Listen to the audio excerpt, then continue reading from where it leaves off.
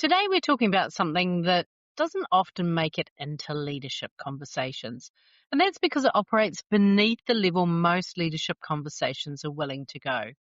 We talk a lot about executive presence, what it looks like, how to develop it, how to project it in high stakes rooms. But very little of that conversation asks what's actually happening inside the leader while she's doing all of those things. Because two women can walk into the same boardroom and deliver the same presentation, and the room will respond to them differently. Not because of what they said, not because of how they prepared, because of what their nervous system was doing underneath while they were saying it. And that's what this episode's about.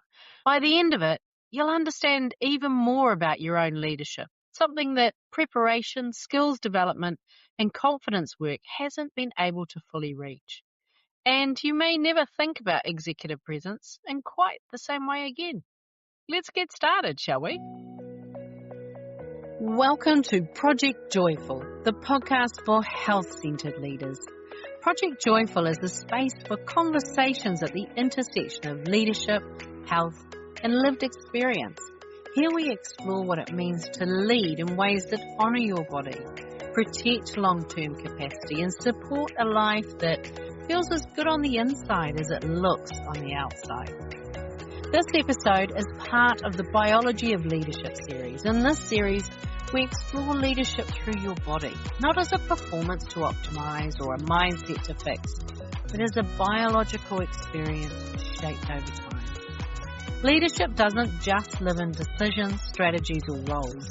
It lives in your nervous system and how responsibility is held and how reliability and care quietly organize your body long before you're consciously aware of it. These conversations are for leaders who are capable, trusted, and effective, and who are curious about how leadership is experienced internally, not just how it performs externally. There's nothing you need to do as you listen, no insight you need to apply. This is simply an invitation to understand what's been shaping your experience of leadership beneath the surface and what's become possible when biology becomes part of the conversation. Let's begin, shall we?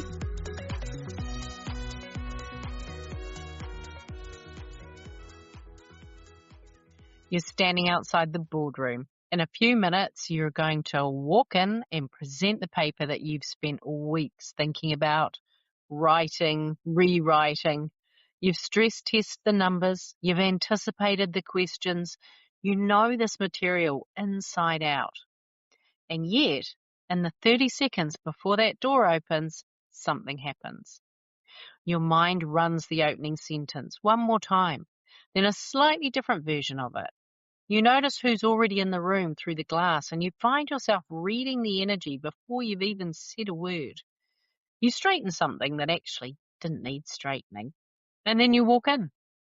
And from that point, you're simultaneously presenting and monitoring, watching for the subtle shift in a senior leader's expression, catching the moment someone glances at their phone, noticing where the energy in the room is sitting and quietly recalibrating your pace, your tone, your certainty in response in real time without deciding to. You deliver the paper probably well. In fact, almost certainly very well. And when you leave, there's relief, but not quite the settled feeling you were hoping for. Today, I want to talk about what was actually happening in that corridor and inside that room, because it's got very little to do with how prepared you were and everything to do with what your nervous system believed was at stake. And I want to stay with that feeling for a moment because I don't think it's unique to board presentations. Possibly it's showing up in the way you script out what you're going to say word for word before you walk into that room. Not bullet points, not rough notes, actual sentences, constructed and rehearsed until they feel safe enough to say out loud. Not because you don't know the material. You know the material better than anyone in that room. But something in you needs the words to already exist before you arrive, just in case. And then you're in the room. You're presenting. And underneath that, something else is running entirely. You're watching the face of the most senior person across the table.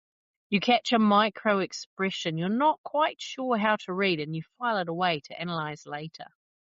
Someone shifts in their seat and you notice it.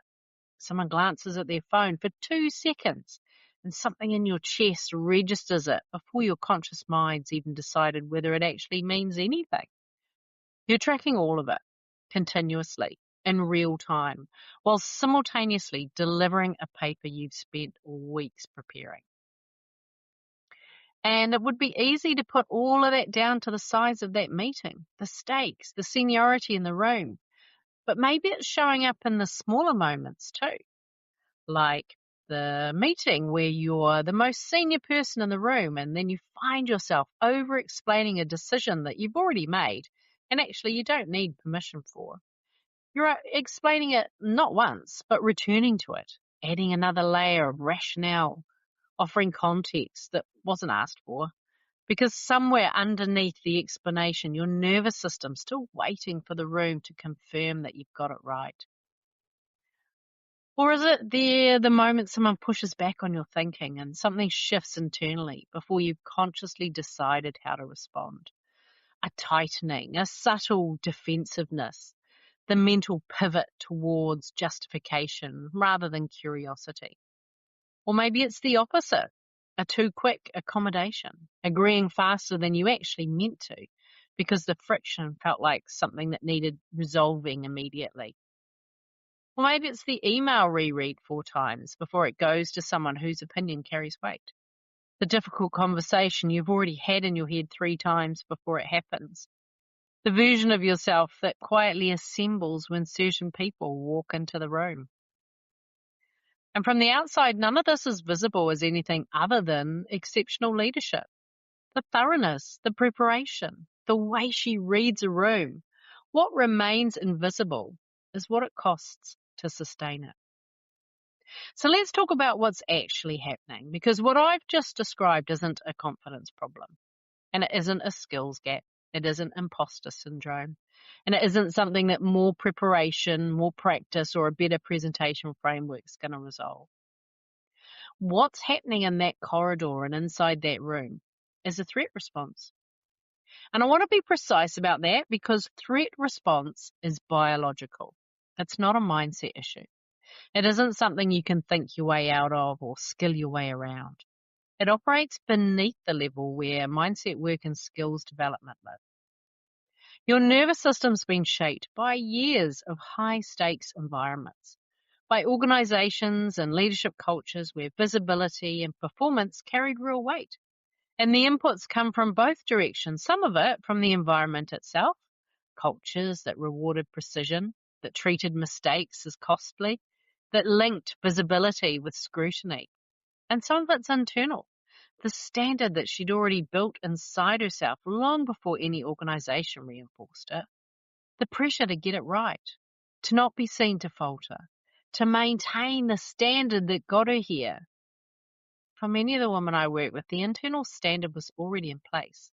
The environment simply confirmed what she'd already decided about what she could and couldn't afford. And her nervous system learned to respond to all of it as though it was a threat. So what do we mean by safe in this context? Because the nervous system's definition of safe is very specific and it's very narrow. Safe does not mean thriving. It doesn't mean flourishing or fulfilled. Safe means same, predictable, known. Your nervous system will keep you in patterns that are familiar, even when those patterns are exhausting, because it knows from experience that you won't die if you stay the same. It has no mechanism for evaluating whether the pattern's making you miserable. It only knows whether the pattern is known, and known feels survivable because you didn't die yesterday. Change, even positive change, even chosen change, registers as something that's unknown. And unknown requires assessment, and it's deemed to be unsafe. Hypervigilance is a word for what this produces in a leadership context. And what I mean by that specifically is this. Your nervous system has become so practiced at monitoring for signals of threat, approval, judgment, danger in your environment, that it does it automatically, does it continuously, and largely below your conscious awareness. It's not paranoia or insecurity. It's a finely tuned biological system that's doing its job with extraordinary efficiency. And reading a room is a skill, right? Noticing micro expressions, tracking energy, sensing where resistance is sitting before it becomes explicit. These are genuinely sophisticated leadership capabilities. The women that I work with are often exceptionally good at them. The difference is not whether you have those skills. The difference is whether you're choosing to deploy them or whether they're running by default. Switched on automatically the moment your nervous system detects a high stakes environment. Because when they're running by default, they're consuming bandwidth whether you need them or not. So the skill becomes a tax rather than a tool. And this is where the cognitive resource conversation becomes really interesting. When your nervous system is managing a perceived threat, it's drawing on the same internal resources that produce everything your organization calls executive presence.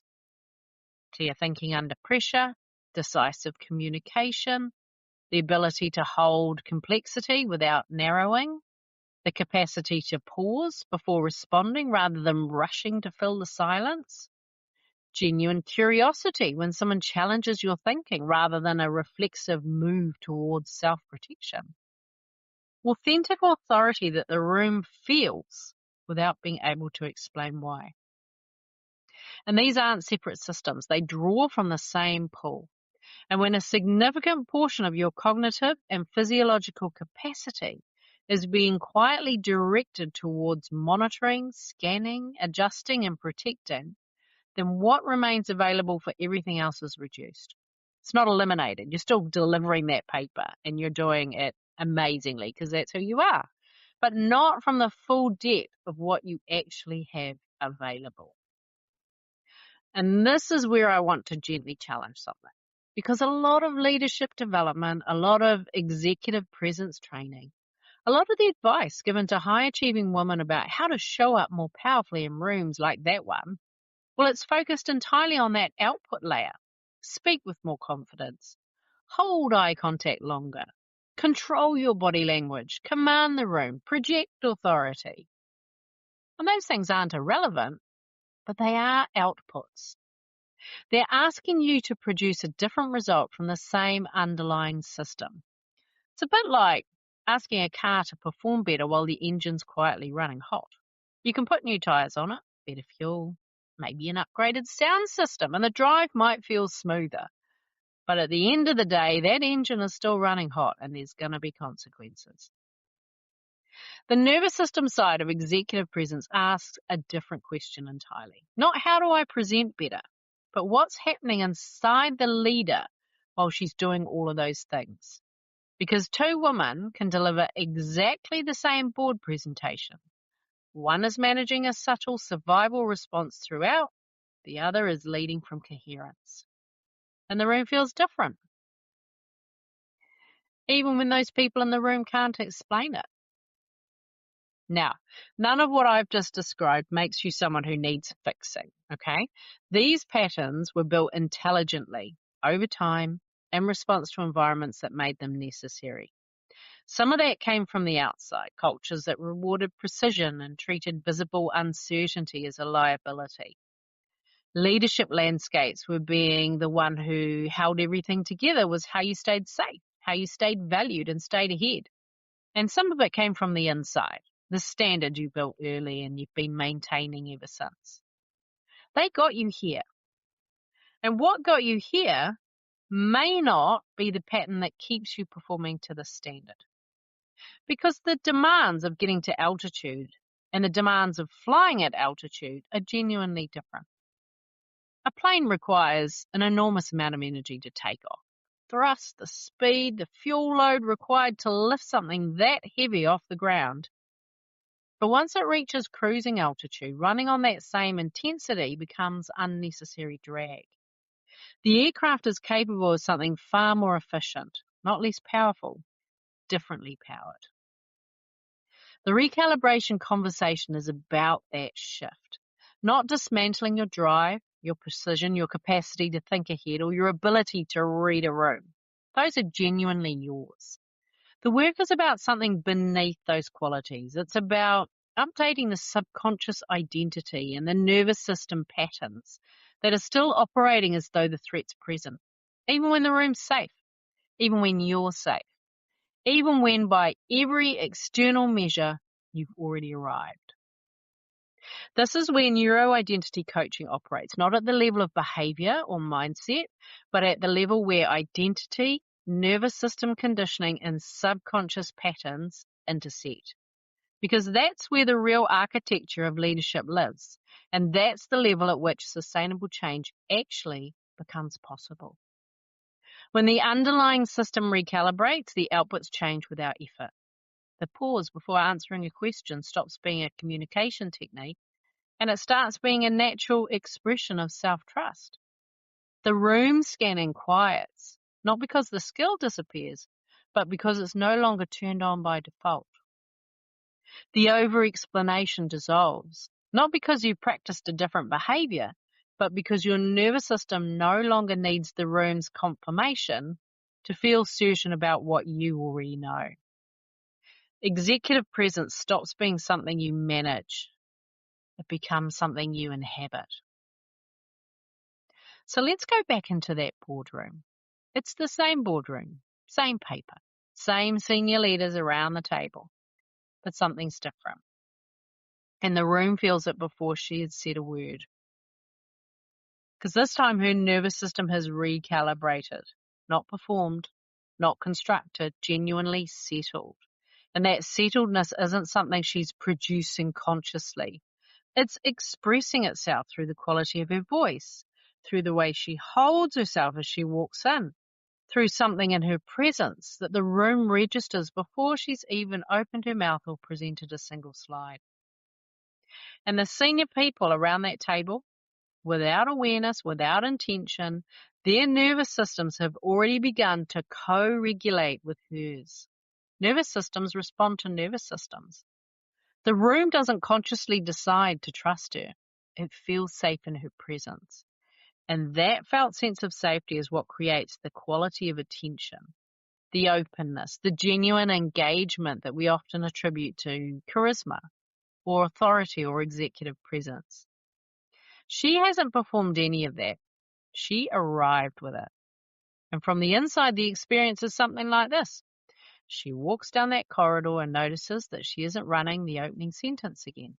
Not because she hasn't prepared, but because she trusts that what she knows will be available to her when she needs it.